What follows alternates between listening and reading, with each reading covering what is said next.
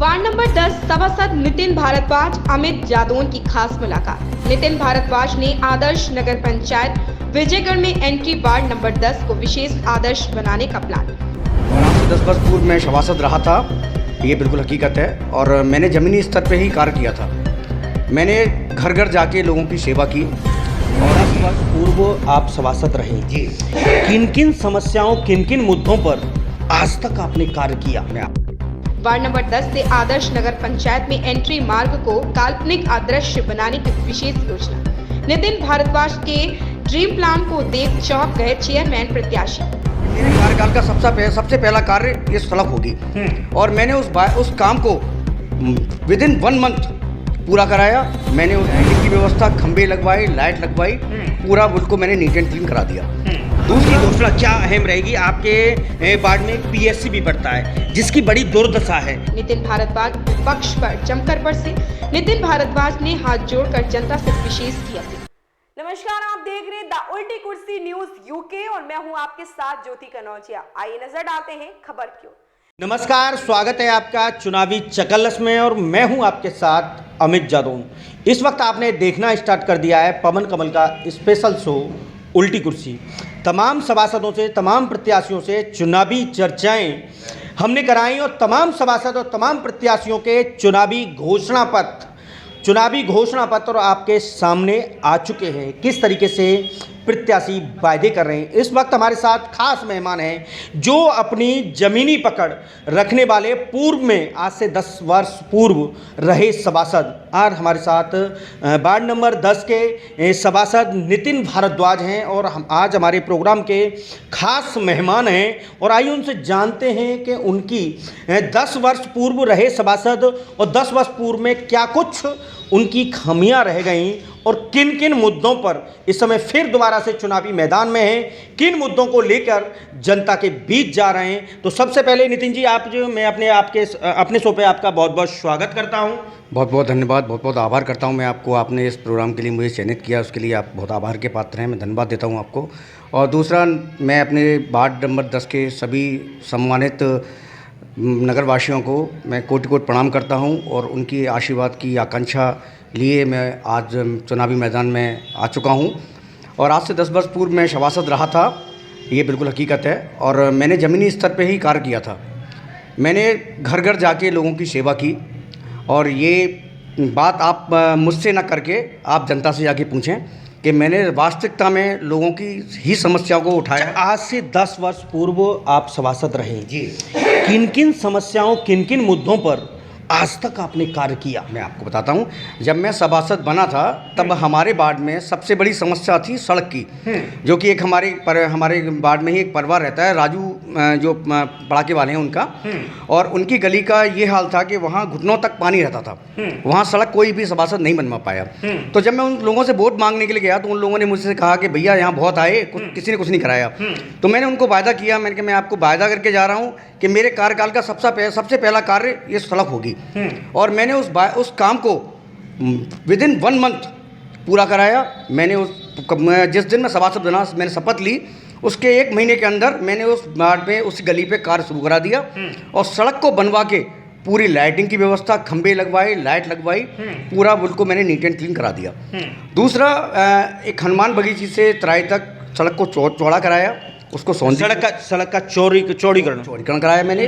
और उसमें कुछ वृक्ष भी लगवाए अपने मतलब सौंदर्यीकरण के लिए। आदर्श नगर पंचायत की पड़ी है। मेरे कार्य लाइट की बात करते हैं तो अभी आपके प्रतिनिधि सभासद हैं, उन्होंने जो लाइट का बम्पर ऑफर दिया है। देखिए सर, मैं उनके बारे में कुछ ज़्यादा बोलूँ तो ठीक नहीं रहता। वो मेरे प्रतिनिधि हैं। वैसे वो हम एक ही हैं, पर वो कुछ जो चुनावी वायदे कर रहे हैं वो मेरी समझ से बाहर है। देखो, मैं जमीनी आदमी हूँ, मैं पकड़ की बात करता हूँ, मैं फिजूल की बात नहीं करता, मैं हवाई फायर नहीं छोड़ता। आप देखिए, अभी उन्होंने एक हमारे तिराया है अकराबाद, वहाँ एक वो अपना वायदा करके आए हैं सर। अमित जी, आप सुनेंगे तो शायद आप भी हंसेंगे। उन्होंने वह वायदा किया है, वहाँ एक हनुमान जी का मंदिर है। उन्होंने वादा किया है कि अगर मैं हो गया तो इस हनुमान जी के पूरे मंदिर पे स्टील की रेलिंग लगवाऊंगा। पहला वादा। दूसरा वादा किया है उन्होंने कि मैं इस वार्ड के लिए एक एम्बुलेंस चलवाऊंगा। तीसरा वायदा किया है सरकार उन्होंने कि मैं कंप्यूटर मैन बैठा लूंगा। तो सरकार आप मुझे दो चीज़ों का जवाब दीजिए। सबसे पहला तो अगर हनुमान जी के मंदिर पे स्टील की रेलिंग लगती है, कम से कम 2 से 2.5 लाख रुपए का प्रोजेक्ट है। सर मैं सभासद रहा हूँ, मुझे पता है किसी सभासद की इतनी हैसियत नहीं होती कि वो 2.5 लाख के प्रोजेक्ट को मतलब ला पाए, मार्क करे, यानी मार्क करे। सर आप जानते हैं, घोषणा कर दें। दूसरा सर एक एम्बुलेंस आप भी जानते हो कि कम से कम मिनिमम 10 लाख का प्रोजेक्ट है, बिल्कुल पक्का है। गाड़ी आएगी, एम्बुलेंस बनेगी, 10 लाख खर्चा होगा, 12 लाख हो गया सर। तीसरा आप मुझे ये बताएं, वहाँ कंप्यूटर मैन किस लिए बैठेगा? इसलिए बैठेगा कि कौन सा वार्ड का व्यक्ति कहाँ गया एंट्री करो, वो फ्रेश होने गया एंट्री करो। क्या होगा उस कंप्यूटर मैन का? ये लोगों को भ्रमित, टॉयलेट यानी पॉटी का दोनों का हिसाब रहेगा। क्या हिसाब रहेगा? आप क्या चाहते हो उस आदमी को बैठाल के? सर ये देखो, जनता को भ्रमित करने का एक बहुत बड़ा मोटो बना रखा है। ये सिर्फ और सिर्फ चुनावी बातें हैं। मेरा जनता से हाथ जोड़ के अनुरोध है, मैं आपसे कहना चाहता हूं, आप शिक्षित हैं, आप समझदार हैं, आप इस बात को सोचिए कि कोई भी सभासद, मैं कहता हूं पूरे 10 वार्ड के सभासदों की जिम्मेदारी लेता हूं, कोई भी सभासद अगर इस कार्य को करा दे जो आप वादा करके आए हो, एम्बुलेंस चलवा दे, स्टील की रेलिंग लगवा दे या एक कंप्यूटर मैन बैठाल दे, मैं सर मान जाऊंगा। नहीं, वो भारतीय जनता पार्टी के सभासद हैं तो उन्होंने कहा कि शासन प्रशासन से मैं सहयोग लूंगा। सर कैसे सहयोग ले लेंगे? भारतीय जनता पार्टी के सभासद हैं, मैं मानता हूं। अब भारतीय जनता पार्टी इस समय विधायक भी हैं, हमारे माननीय विधायक जी भी तो भारतीय जनता पार्टी से ही हैं, उनको क्यों भूल जाते हो? ये सर ये जो कार्य जो वो बोल के गए हैं, ये कार्य मतलब कभी भी पूर्ण होने वाले नहीं है, ये काल्पनिक है, लोगों को भ्रमित करने का एक सोच है, सोच नहीं है सर। ये लोगों को इस सोच के जरिए लोगों को पागल बनाने का एक तरीका है। ये उन्होंने एक नया तरीका खोजा है मोहित जी ने कि मैं एम्बुलेंस कैसे चलवा सकते हैं। आज तक हमारा कोई भी चेयरमैन तो एम्बुलेंस नगर के लिए नहीं चलवा पाए, तो साहब आप कैसे एम्बुलेंस चलवा देंगे? पहला मुद्दा। दूसरा मुद्दा, वहाँ कंप्यूटर वाला क्या करेगा? आप मुझे बताएं, क्या उसकी मोशन कब क्लियर हो रहा है उसकी एंट्री करेंगे आप? आखिर क्या करेंगे कंप्यूटर वाले का? वहाँ कंप्यूटर वाले का काम ही क्या है सर? दूसरा रही हमारे ईस्ट हैं हमारे हनुमान जी, उनकी रही स्टील की रेलिंग की बात। स्टील की रेलिंग की आप ये कहते कि मैं सभी लोगों के सहयोग से मैं करूँगा, कुछ नगर पंचायत से कराऊंगा, कुछ मेरे जो मित्रगण हैं उनसे सहयोग लूँगा, स्टील की रेलिंग लगवाने का प्रयास करूँगा। अच्छा, आपकी घोषणा क्या अहम रहेगी? आपके वार्ड में एक पीएससी भी पड़ता है जिसकी बड़ी दुर्दशा है, वहाँ महिला डॉक्टर न होने के कारण जो तमाम समस्याओं से लोगों को परेशानियों से सामना करना पड़ता है। अमित जी मैं आपको बताता हूँ, जब मेरा कार्यकाल चल रहा था आज से 10 वर्ष पूर्व, तो सबसे पहले पीएससी की बात मैंने उठाई थी। वहाँ डॉक्टर साहब पहले नहीं आते थे, ये मेरी भागदौड़ थी कि वहाँ डॉक्टर साहब का आना शुरू हुआ, और जितनी भी पीएससी की स्थिति सुधरी थी वो मेरे कार्यकाल में सुधरी थी, आप पता करें। पहली बात। दूसरी बात, मैं आपको एक बात बहुत बता दूं, जैसे आपने कहा कि आप क्या करेंगे आके। सबसे पहले तो मैं आपको ये बताता हूँ, मैं लोगों को पागल नहीं बनाऊंगा, मैं उनसे चुनावी वायदे नहीं करूंगा, मैं जमीनी कार्य करूंगा, जिसके लिए मैं पहले आया था, जो कार्य पहले किया था वही कार्य करूंगा, आज भी करूंगा और पहले भी किया था और मरते दम तक करता रहूँगा। किस तरीके से करेंगे? मैं बता देता हूँ आपको। सबसे पहले तो हर घर को शिक्षित बनाऊंगा, चाहे मुझे उसके लिए लाइब्रेरी की व्यवस्था करनी पड़े नगर पंचायत द्वारा। लाइब्रेरी की घोषणा आपके वार्ड में होनी बिल्कुल 100% सर, पूरा अर्थक प्रयास करूंगा। आपके द्वारा यानी सहयोग के द्वारा नहीं सर, चाहे वो मेरे द्वारा हो, उसमें चाहे मेरा बहुमूल्य सहयोग मेरा होगा। मैं नगर पंचायत से अनुरोध करूंगा, अर्थक प्रयास करूंगा, माननीय विधायक जी से कहूंगा, शासन प्रशासन का सहयोग लूंगा, और मैं एक लाइब्रेरी की व्यवस्था अपने वार्ड में 100 सामूहिक सहयोग से आप लाइब्रेरी की व्यवस्था करने वाले करूंगा ही सर। ये मेरे लिए मोस्ट इंपोर्टेंट काम है, क्योंकि हर घर में अगर शिक्षित पैदा होगा तभी मेरे विजयगढ़ का, मेरे देश का विकास होगा। अगर मैं ये ढोंग टपास करूं कि मैं रैली लगवा दूंगा, मैं फलाना कर दूंगा, इससे मेरे देश का, मेरे वार्ड का, मेरे विजयगढ़ का विकास नहीं होगा। मेरे विजयगढ़ का विकास होगा शिक्षा से, मेरे विजयगढ़ का विकास होगा जो असाध्य लोग हैं, जो पेंशन से रहित हैं, उनको पेंशन दिलवाने से, जिनको जो विशेष समस्या से पीड़ित हैं उनकी समस्या से उनको निदान दिलाने से मेरे वार्ड का विकास होगा। हर बहन बेटी का सम्मान करने से मेरे वार्ड का विकास होगा। सब सुखी तो मैं सुखी से, ना कि मेरे वार्ड का विकास होगा कि मैंने कह दिया मैं एम्बुलेंस चलवा दूंगा तो चल गई। एम्बुलेंस सर ऐसे नहीं चला करती हैं। अमित जी आप भी जानते हो, मैं भी जानता हूँ, जनता भी जानती है कि ये सारे चुनावी बिगुल हैं, लोग पागल बना रहे हैं, और जनता भली बात जानती है। और इसके बाद जनता ने बहुत उपवास भी बनाया है, इस मुद्दे को बनाया है कि एक सभासद इतना कार्य कैसे करा सकता है। भाई मैंने कहा, मैं गया जनता के बीच, तो जनता मुझसे बोली कि भाई नितिन जी, अभी मोहित जी आए थे, वो इतना बड़ा वायदा करके गए हैं। तो मैंने उनसे कहा, मैंने कहा सर जो मोहित कर सकते हैं उससे मैं हर काम 21 कर सकता हूँ, बट मैं एक ही काम नहीं कर सकता, झूठे वादे नहीं कर सकता। अच्छा, झूठे वादे? हाँ, झूठे वादे मैं नहीं कर सकता सर, क्योंकि मुझे 5 साल क्या आजीवन आप लोगों में ही रहना है। आप मुझे पकड़ लेंगे, भाई नितिन तुमने ये कहा था कि आप एम्बुलेंस चलवाएंगे, आप चलवाइए साहब, मेरी तो हैसियत ही नहीं है सर, मैं कैसे एम्बुलेंस चलवा दूंगा? भाई 10 लाख का प्रोजेक्ट है, मैं तो नहीं चलवा सकता। क्या एम्बुलेंस के लिए कभी कोशिश करेंगे? हाँ, मैं प्रयास कर सकता हूँ, पर बाढ़ के लिए नहीं। मैं अब बहुत बड़ी बात कहने जा रहा हूँ। तो क्या पीएससी पे खड़ी कराएंगे? पीएससी पे खड़ी कराऊंगा वो। अच्छा, नगर पंचायत में न खड़ी करवा के पीएससी के लिए खड़ी करा दूंगा। पीएससी के लिए व्यवस्था है? बिल्कुल सर, वो शासन प्रशासन से मांग करूंगा। वो पूरे बाढ़ दसों के लिए होगी, पूरे नगर विजयगढ़ के लिए होगी, और उसमें मैं ये प्रयास करूंगा कि अधिक से अधिक सुविधा मेरे बाढ़ वालों को मिले, क्योंकि आपके बाढ़ से ही विजयगढ़ आदर्श नगर पंचायत में एंट्री होगी। तो सबसे ज़्यादा सुविधा जो लाभार्थी हों वो मेरे बाढ़ के हों, मैं ये प्रयास करूँगा। और मैंने अभी एक ड्रीम मैंने सोच रखा है, वो ये है कि अगर मैं जनता ने चुना तो मेरे यहाँ एक जनता निस्तारण डे बनेगा। मैं उस दिन को मैं सेलेक्ट करूँगा, चाहे मैं संडे रखूँ। हर साप्ताहिक एक दिन रहेगा जिसमें आप बैठेंगे और जनता की समस्याओं को वो सब सारियों को सुनेंगे जी। और एक हफ्ते के अंदर विदिन 8 डेज उन समस्याओं का मैं उनको समस्या समाधान करके सकुशल उनको सुख और समृद्धि प्रदान करने का प्रयास करूँगा। ये मेरा प्रमुख मुद्दा रहेगा। और ये मैं इसलिए कर रहा हूँ क्योंकि मैं ये चाहता हूँ कि मेरा जो बाढ़ है वो ड्रीम बाढ़ बन जाए, लोग देखें, कहें वाह भाई वाह क्या बात है, वार्ड नंबर 10 इतना समृद्ध, ये कैसे? जैसे लोगों ने पहले कहा था कि वार्ड नंबर 10 9 वार्डों से भारी पड़ता है, कितना इसने डेवलप कराया है, मैंने LED लाइट वगैरह सारा कुछ कराया था, मैंने बहुत कार्य कराया था। यानी सोच के साथ साथ जनता को आप पे एक बार फिर विश्वास जताने की जरूरत है। बिल्कुल जताने की जरूरत है, मैं कहूँगा अपनी जनता से, और मुझे लगता भी है कि जनता मुझे विश्वास जता रही है, क्योंकि मैं जो आया हूँ मैं अपने मन से सभासद लड़ने नहीं आया। आप मेरा यकीन कीजिए, मेरे पास बहुत प्रेशर था कि आप दोबारा आएँ, आपकी आवश्यकता है इस बाढ़ को। जो पहले आए वो कुछ नहीं करके गए, सिर्फ अपना कर गए, हमारा कुछ भी नहीं किया। आप जाके पूछिए, एक वहाँ कुछ जनता के लिए लास्ट मैसेज क्या देना चाहेंगे हमारे माध्यम से, क्योंकि आपका इंटरव्यू भी बहुत लॉन्ग होता जा रहा है, जिससे जनता भी उबती जाएगी। तो लास्ट में कुछ एक कार्य जो मुझसे 5 साल में रह गए थे, जो कि मेरा कार्यकाल पूरा हो गया था, उनको मैं नहीं कर पाया।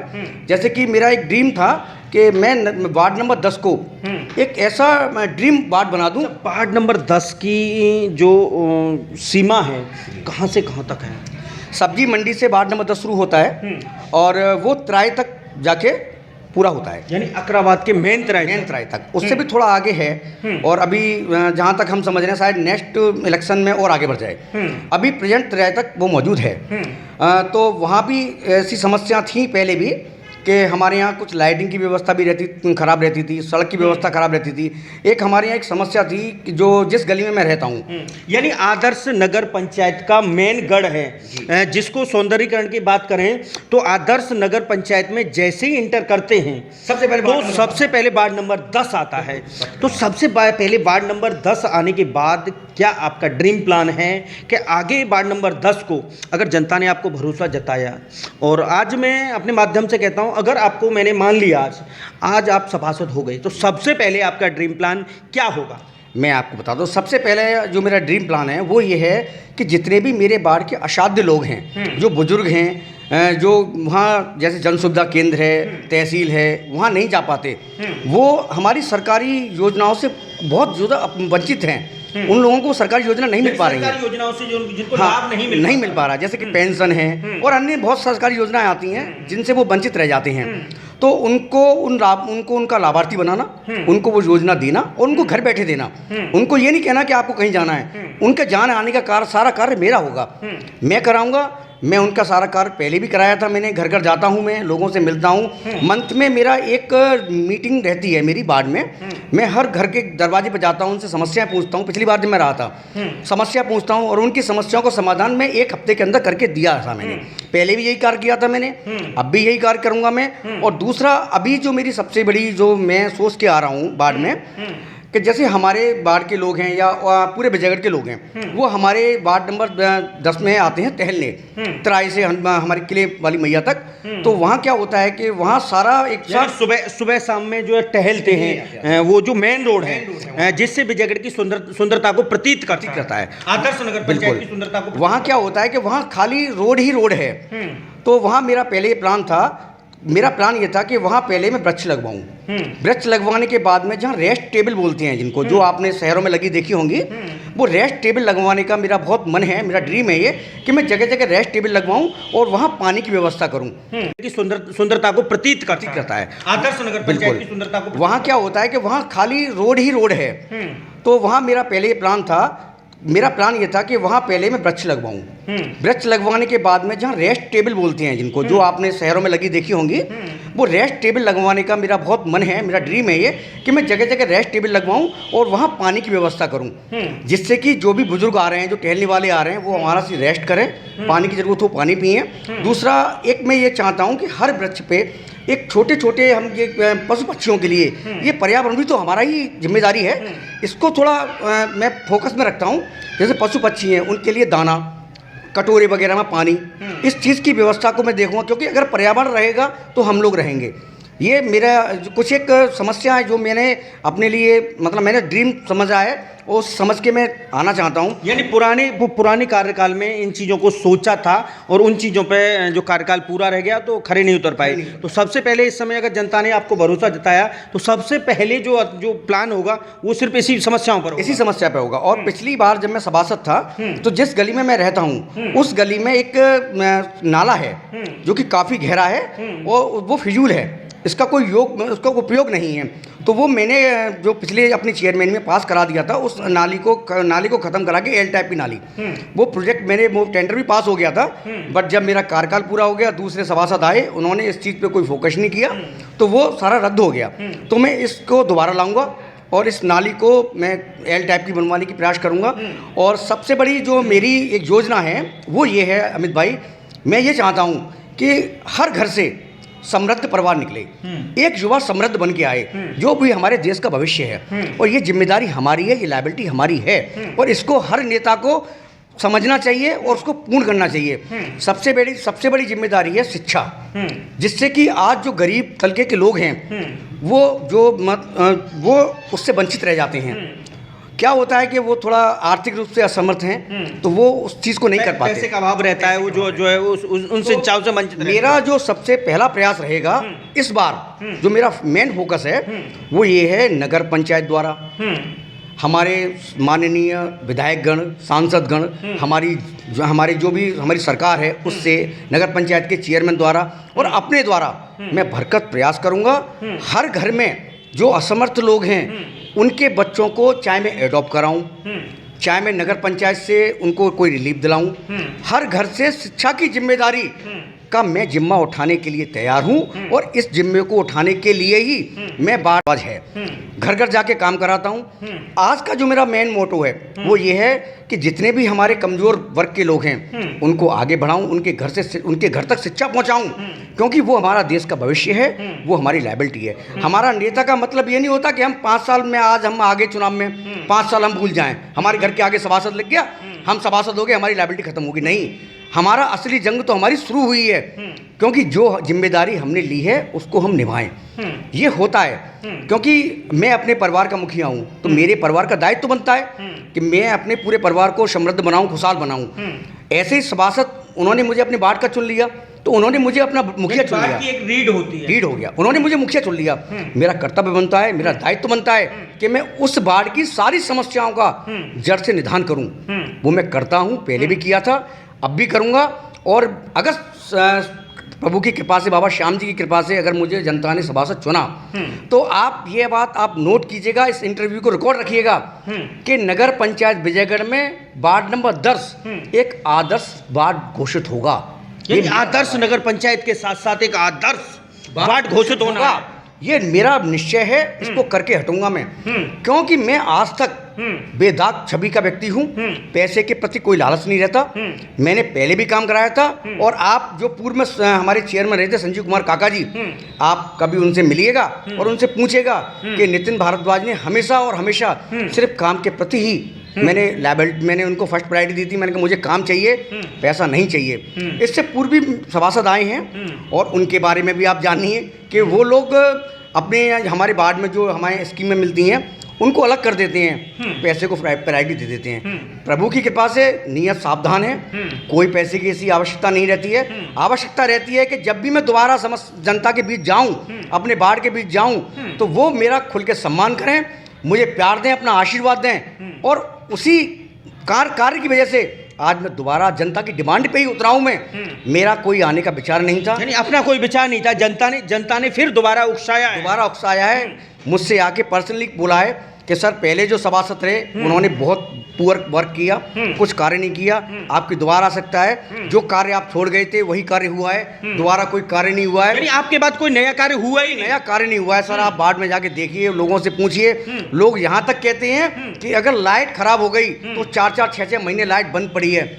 मेरे कार्य लाइट की बात करते हैं तो अभी आपके प्रतिनिधि सभासद हैं, उन्होंने जो लाइट का बम्पर ऑफर दिया है। देखिए सर, मैं उनके बारे में कुछ ज़्यादा बोलूँ तो ठीक नहीं रहता। वो मेरे प्रतिनिधि हैं, वैसे वो हम एक ही हैं, पर वो कुछ मैं अपने मन से सभासद लड़ने नहीं आया। आप मेरा यकीन कीजिए, मेरे पास बहुत प्रेशर था कि आप दोबारा आएँ, आपकी आवश्यकता है इस वार्ड को। जो पहले आए वो कुछ नहीं करके गए, सिर्फ अपना कर गए, हमारा कुछ भी नहीं किया। आप जाके पूछिए, एक वहाँ कुछ जनता के लिए लास्ट मैसेज क्या देना चाहेंगे हमारे माध्यम से, क्योंकि आपका इंटरव्यू भी बहुत लॉन्ग होता जा रहा है, जिससे जनता भी उबती जाएगी, तो लास्ट मैसेज क्या देना चाहेंगे? मैं अपनी सम्माननीय जनता से एक अनुरोध करता हूँ कि देखिए, आप सभी समझदार हैं और समृद्ध हैं, पढ़े लिखे हैं। मेरा आपसे एक निवेदन है कि एक बार आप मुझे पुनः सेवा का मौका दें। मैं आपसे वादा कर रहा हूँ, ये रिकॉर्ड हो रहा है, आप इसको रिकॉर्ड रखिएगा, ये रिकॉर्ड बना रहेगा और हमेशा रिकॉर्ड रहेगा, ये रिकॉर्ड रहेगा। मैंने जितने भी वादे किए हैं इस इंटरव्यू में, मैं आज प्रण लेता हूँ, दृढ़ करता हूँ, और मैं आपको पक्का आश्वासन देता हूँ, इन सारे संकल्पों को at any cost, at any how पूरा करूँगा, करके दिखाऊँगा। जनता से अनुरोध है, एक बार पुनः मुझे सेवा का मौका दें।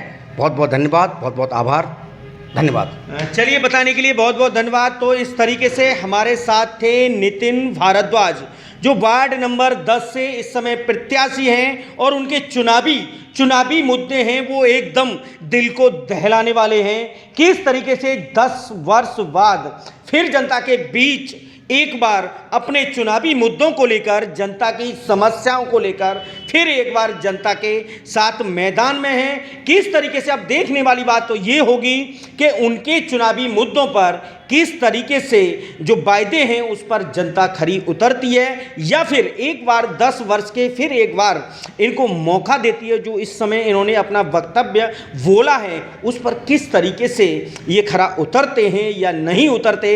लेटेस्ट खबर देखने के लिए उल्टी कुर्सी यूके को लाइक, कमेंट, शेयर, सब्सक्राइब करना न भूलें, और देखते रहें ऐसे ही लेटेस्ट इंटरव्यू व जमीनी हकीकतों के लिए उल्टी कुर्सी न्यूज़ नेटवर्क को सब्सक्राइब कर सपोर्ट करें। नमस्कार, जय हिंद, जय। इस खबर में फिलहाल इतना ही। बने रहें द उल्टी कुर्सी न्यूज़ यूके में।